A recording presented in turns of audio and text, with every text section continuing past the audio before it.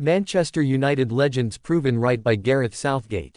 In spat with Marcus Rashford's brother. Recent comments from a trio of Manchester United legends seem to be ringing true after Marcus Rashford was a shock omission from Gareth Southgate's England squad. Concerns from Manchester United legends about Marcus Rashford appear to have been vindicated by his England snub from Gareth Southgate. Rashford has been left out of the extended 33-man Three Lions squad ahead of the Euros next month, after a season which saw him fall out of favour for both club and country. It was a campaign blighted by off-the-pitch issues that led former United captains Roy Keane, Rio Ferdinand and Gary Neville to all voice their worries about him on the Stick to Football podcast last month, which prompted backlash from Rashford's brother Dwayne. Taking to Instagram, he wrote, "I completely understand podcasts and how they work, but if you have genuine concerns, pick up the phone. We know each other or have crossed paths. Airing so-called concerns for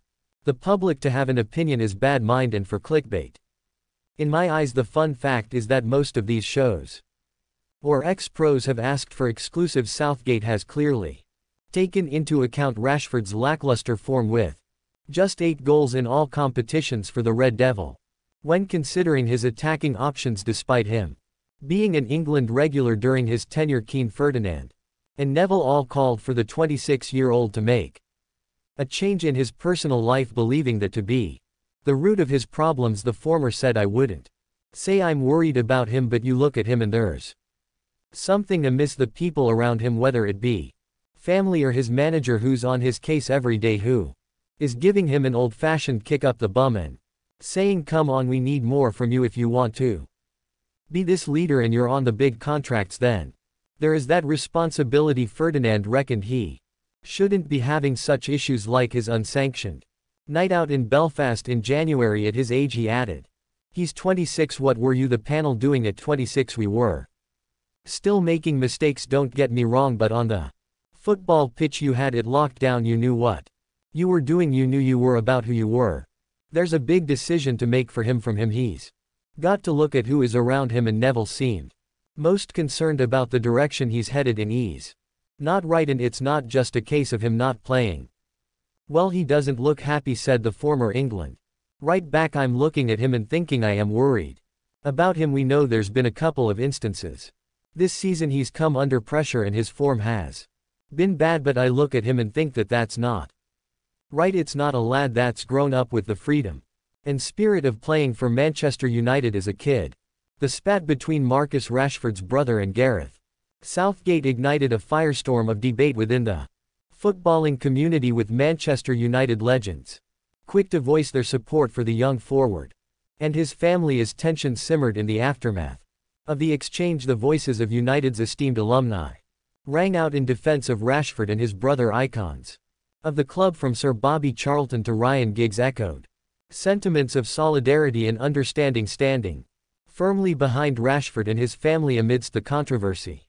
"These are trying times for Marcus and his family," Sir Bobby Charlton remarked, his words carrying the weight of decades of devotion to the Red Devils. "In moments of adversity, it's crucial that we rally around our own and offer support and understanding." Ryan Giggs, a stalwart of the United midfield for over 2 decades, echoed Charlton's sentiments, emphasizing the importance of unity in the face of external pressures. "Marcus is a true talent and a credit to this club," Giggs asserted.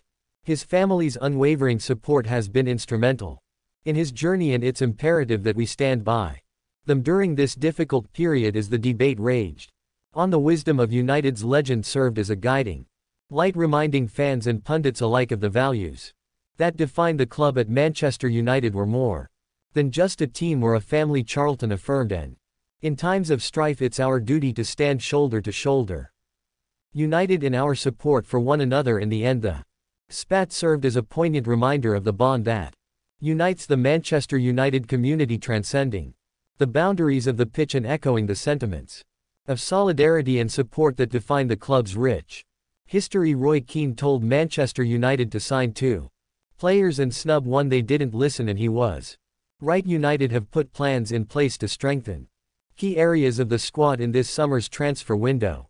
Saturday's FA Cup final at Wembley will mark the end of several Manchester United players' careers at Old Trafford with a summer of change and transformation. Brewing United co-owner Sir Jim Ratcliffe is planning to roll up his sleeves and make long overdue changes to the landscape of the squad, as reported by the same news sites. In February it is understood that player sales could reach double figures. All but 4 players within the squad are available to leave the club if anyone comes knocking with an attractive offer, highlighting the size of the rebuild that could take place. United have identified 3 positions they want to strengthen as a minimum, but further additions beyond filling those particular blocks cannot be discounted. Among the areas of the team that United have identified to add fresh blood to our central midfield and attack, United are crying out for a replacement for Casemiro who can slot straight into the team and produce some much-needed aggression and control in the engine room. Manager Erik ten Hag has overseen the additions of a handful of midfielders since taking charge of United 2 years ago, including Mason. The midfielder joined United from Chelsea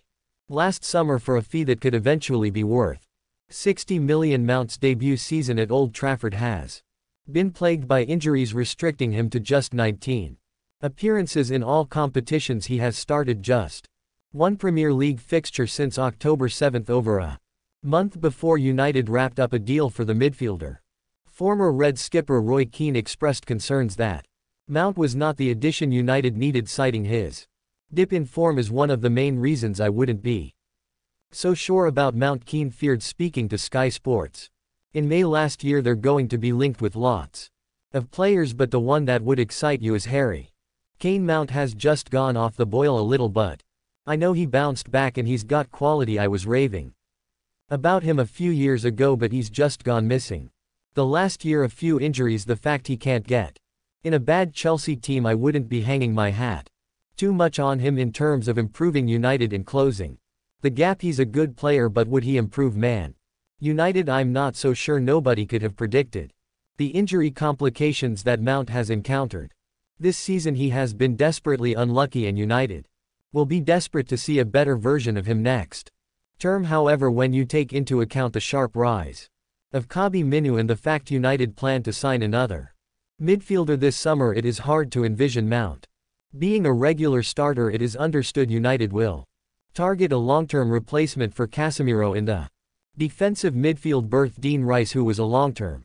target of United's, would have been the ideal candidate to fill that particular void, and Keane name-checked him last year. The Sky Sports pundit also said United should have gone all out to sign Harry Kane. I think Rice would be a decent signing, but in terms of the excitement and the goal scoring, you'd go all out for Kane, he said. But can you see Spurs selling him to Man United? Very, very difficult. Tottenham Hotspur, of course, did not entertain the idea of selling Kane to a Premier League counterpart, granting him a move to Bayern Munich. Instead, United were forced to look elsewhere for a striker and signed Rasmus Højlund from Atlanta. Despite scoring a respectable 16 goals this season, United are planning to draft in another striker this summer to provide some healthy competition for the Dane. They are, however, unlikely to bring someone in the same category as Kane. Kane has excelled in his maiden season at Bayern, scoring 44 goals in just 45 appearances. He also reached double figures for assists, creating 12 goals. Man Utd make contact with Kieran McKenna as pressure mounts on Erik ten Hag. Former Manchester United coach Kieran McKenna has guided Ipswich Town to consecutive promotions and is set to have his first CRA at the Premier League next season. Manchester United have made contact over the possibility of Kieran McKenna replacing Erik ten Hag at Old Trafford this summer, according to reports. The Ipswich Town boss has enjoyed back-to-back promotions with the Tractor Boys after finishing second in League One in the Championship. McKenna arrived at Portman Road to take on his first managerial position and departed a first-team coaching role at United for the opportunity.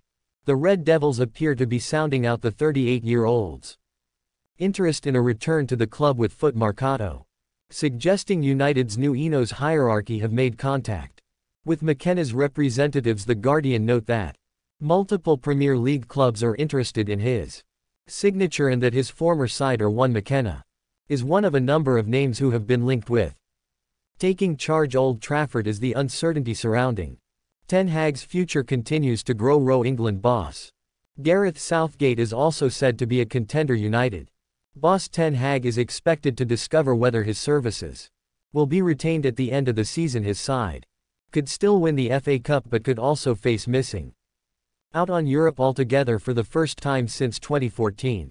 McKenna, who worked under José Mourinho or Gunnar Solskjaer and Ralf Rangnick, enjoyed his time working in the Northwest. The Ipswich boss only departed so he could forge his own management career. Speaking about his time at United, McKenna told the BBC upon his move to East Anglia, "It's a fantastic club to work for. I was happy there. I could see a future there, but it was an ambition I've had right throughout my coaching career to go into management. When the initial contact came from Ipswich, I knew the background of the club. It's obviously a club with fantastic tradition and history. I also knew the current situation with the ownership and the investment that has been put into the club and that they're looking to make going forward. It was the right time for me to take the step. It's the right profile of club I was looking for, and I'm grateful for them giving me this opportunity. I'm confident I'll be able to repay that faith in the future." Alright guys, thanks for watching. Please subscribe for the latest Man United news updates.